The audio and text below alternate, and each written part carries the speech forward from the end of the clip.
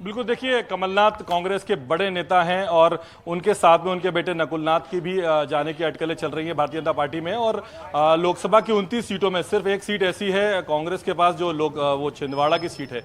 और कहीं ना कहीं कांग्रेस का जो कमलनाथ का कद है वो कांग्रेस में बहुत बड़ा है, इंदिरा गांधी के तीसरे बेटे कहलाते हैं।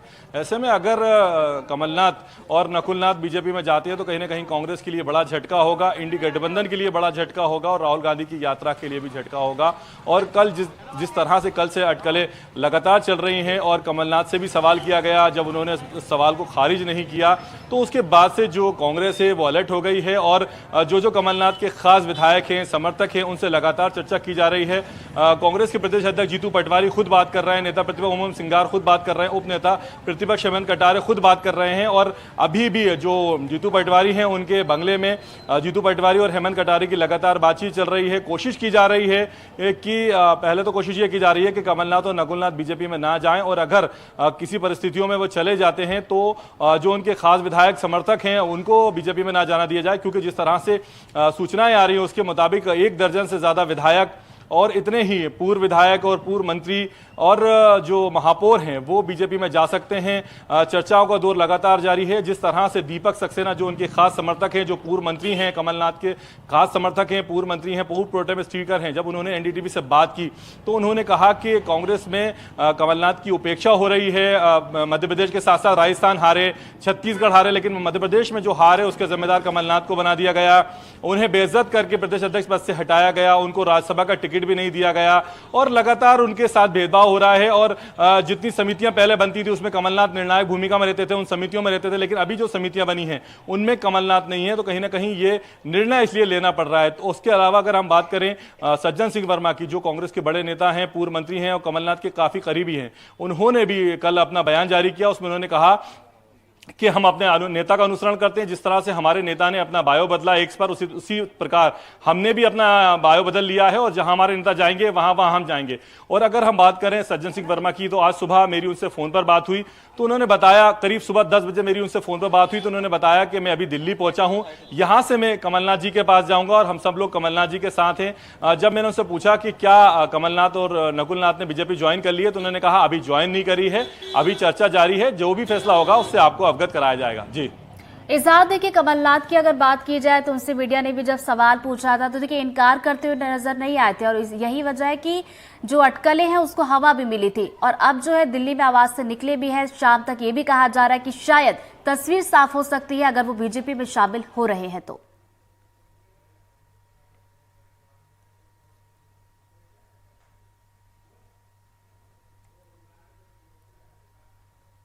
या फिर उसका कोई समर्थक सामने आकर उस बात को खारिज करता है। यहाँ पर जब कमलनाथ जैसे व्यक्ति और उनके बेटे नकुलनाथ जैसे सांसद की जब बीजेपी में जाने की खबरें चलती हैं, अटकलें चलती हैं और खुद कमलनाथ से सवाल किया जाता है तो उसको खारिज नहीं करते।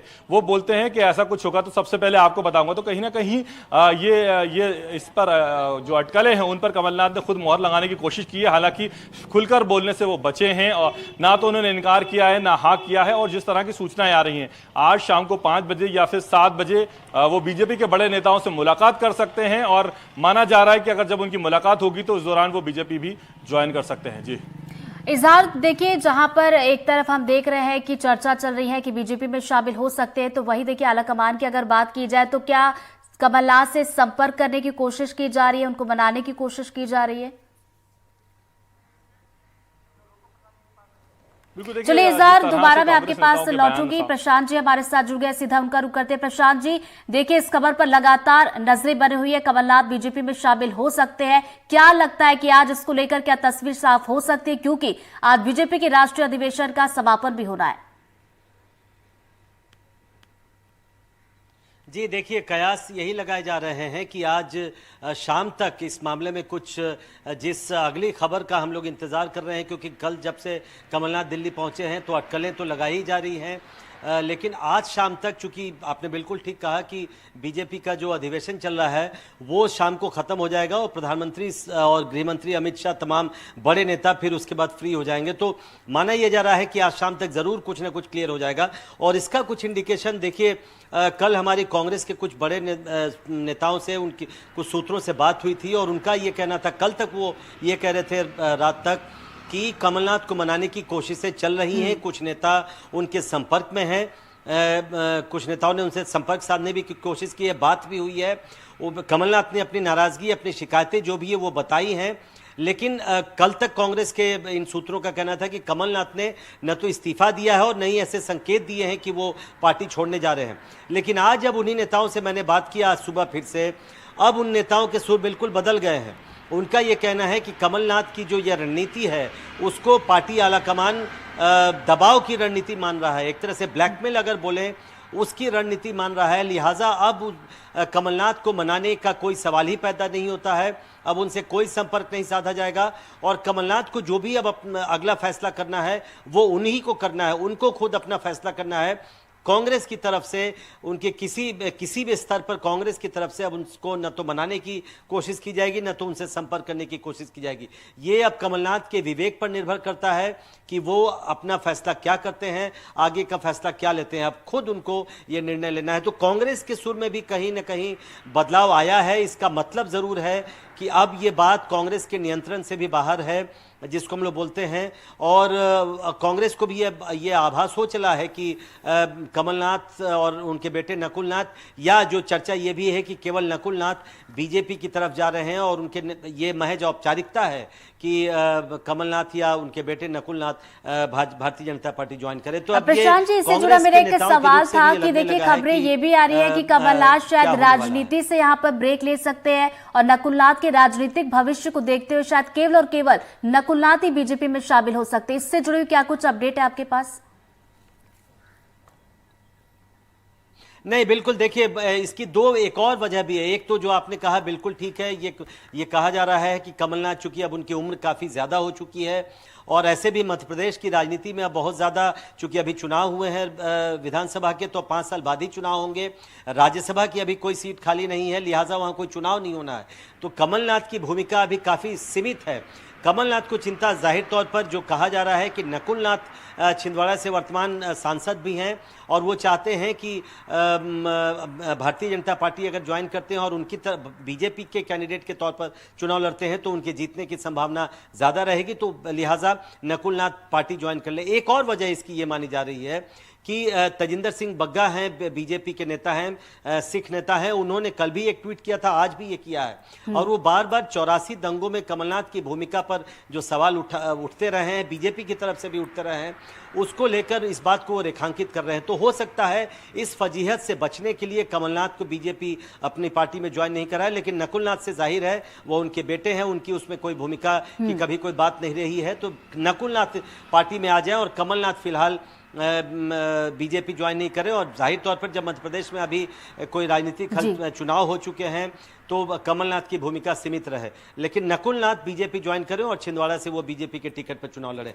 तो ये दोनों वजह हैं। अभी तो चर्चाएं हैं और ये जो है तस्वीर शाम तक शायद ये साफ हो सकती है कि क्या कुछ इसमें होता है। कमलनाथ क्या वाकई बीजेपी ज्वाइन करते हैं या फिर केवल और केवल नकुलनाथ ही बीजेपी में शामिल हो सकते हैं। प्रशांत जी, आपका बहुत बहुत शुक्रिया हमारे साथ जुड़ने के लिए और जानकारी के लिए। इजहार हमारे साथ लगातार बने हुए। इजहार, एक सवाल ये भी था कि देखिए जब सिंधिया बीजेपी में शामिल हुए थे तब ये खबर थी कि कहीं ना कहीं कमलनाथ भी एक वजह थे। तो क्या अगर अब जो है कमलनाथ बीजेपी में अगर शामिल होते हैं तो क्या सिंधिया से भी यहाँ पर आलाकमान जो है बातचीत करेगा इसको लेकर? बिल्कुल। देखिए, मार्च 2020 की बात है, राज्यसभा का चुनाव था और उस चुनाव में सिंधिया फर्स्ट प्रायोरिटी पे राज्यसभा जाना चाहते थे फरवरी मार्च 2020 में, और दिग्विजय सिंह को फर्स्ट प्रायोरिटी पे भेजा गया, जिसके बाद से सिंधिया नाराज हुए और उस दौरान उन्होंने अतिथि शिक्षकों को लेकर भी एक बयान दिया सड़क पर उतरने का, और फिर कमलनाथ का बयान आया। तो उसके बाद जिस तरह की परिस्थितियां निर्मित हुई उसका खामियाजा कांग्रेस को भुगतना पड़ा। 15 महीने की सरकार, जो 15 साल के बाद सरकार आई थी, 15 महीने में गिर गई थी और फिर उसके बाद से लगातार जो कांग्रेस है उसका ये कहें कि जो घटने का क्रम शुरू हो गया और 2023 विधानसभा चुनाव को भी कांग्रेस ने बड़े लंबे मैंडेट के साथ हारा, करारी शिकस्त झेली। अब वही स्थिति फिर निर्मित हो रही है फरवरी मार्च 2024, 4 साल के बाद। राज्यसभा का चुनाव होता है। राज्यसभा चुनाव में कमलनाथ की तरफ से ये कहा जाता है कि जो उनके समर्थक हैं वो कहते हैं कि कमलनाथ को राज्यसभा भेजना चाहिए, लेकिन राज्यसभा का टिकट दिया जाता है अशोक सिंह को। फिर जिसके बाद से ये परिस्थितियां निर्मित हुई। कहीं ना कहीं जो ये राज्यसभा का चुनाव है ये कांग्रेस के लिए 2020 में भी काफी नुकसानदायक साबित हुआ था। सिंधिया चले गए थे, 22 विधायकों को, मंत्रियों को साथ ले गए थे, सरकार गिर गई थी। और अब वहीं अब जो 2024 में भी ये स्थिति निर्मित हो रही है। कमलनाथ जैसा बड़ा नेता और उनका बेटा जो है बीजेपी में जा सकता है। अगर कमलनाथ नहीं भी गए और अगर संन्यास ले लेते हैं तो भी कांग्रेस का नुकसान है, क्योंकि नकुलनाथ अगर जाते हैं तो उनका एक सांसद चला जाता है जो कि उनके पास एकमात्र था। अगर हम बात करें सिंधिया की या फिर आला कमान की, तो कहीं ना कहीं जो बीजेपी है उसके लिए फायदे का सौदा है, क्योंकि कमलनाथ को इंदिरा गांधी का तीसरा बेटा कहा जाता है। खुद इंदिरा गांधी ने छिंदवाड़ा में जब कैंपेनिंग की थी कमलनाथ के लिए, तब उन्होंने कहा था कि इन्हें कांग्रेस कैंडिडेट नहीं, मेरा तीसरा बेटा मानकर आप लोग वोट दें। जो इंडिया गठबंधन है उसमें कहीं ना कहीं कांग्रेस की जो स्थिति है उसमें फर्क आएगा, जो उसका प्रेजेंटेशन है उसमें फर्क आएगा, जो राहुल गांधी की यात्रा है उस पर भी फर्क पड़ेगा। तो भारतीय जनता की पार्टी की बात की जाए तो आला कमान ऐसे मामलों में जो उनके नेता हैं उनसे फैसला नहीं लेता। शीर्ष नेतृत्व जो फैसला लेता है वो सभी को मंजूर होता है। हमने देखा कि किस तरह से केपी यादव ने सिंधिया को हराया था और आज वही सिंधिया केंद्रीय मंत्री बनकर केपी यादव के क्षेत्र में जाते हैं और उन्होंने इच्छा तक जाहिर कर दी है। उनसे सवाल पूछा गया आप चुनाव लड़ना चाहते हैं, तो उन्होंने बोला हाँ इच्छा है मेरी, अगर पार्टी कहेगी तो मैं लड़ूंगा। तो कुल मिलाकर ये भारतीय जनता पार्टी है, केडर बेस्ड पार्टी है, संगठन यहाँ पर डिसाइड करता है कौन आएगा कौन जाएगा, किसकी क्या भूमिका रहती है। जी तो चलिए देखने वाली बात होगी कि आज जो है क्या कमलनाथ और नकुलनाथ बीजेपी में शामिल हो सकते हैं। इसको लेकर तस्वीर भी आज साफ हो सकती है। नजरें आप बनाए रखिएगा इज़हार, आगे भी आपसे अपडेट लेते रहेंगे। फिलहाल बहुत बहुत शुक्रिया आपका तमाम जानकारी के लिए।